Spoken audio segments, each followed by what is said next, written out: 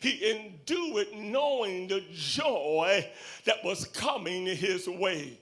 I need you to understand, here's my first point, that suffering brings us to a place of surrender.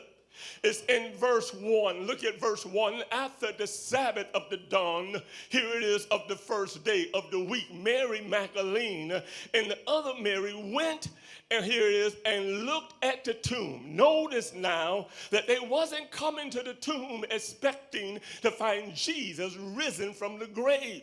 They were suffering. It was yet in their grief and in their pain. But here it was, the burden of life. Notice, even in the pain, they kept looking for Jesus. Even in the suffering, even in the rejection, they said we can't give up. We still got to look for Jesus. Here it is, suffering now humbles us. Here it is, suffering brings us to a place of surrender. Can I just ask the question, maybe everything you went through of suffering was to bring you to your knees.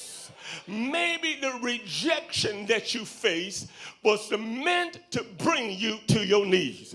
Maybe the sickness, maybe here it is, the hatred, maybe people were talking about you. The suffering of life was bringing you to the role where you will meet Jesus.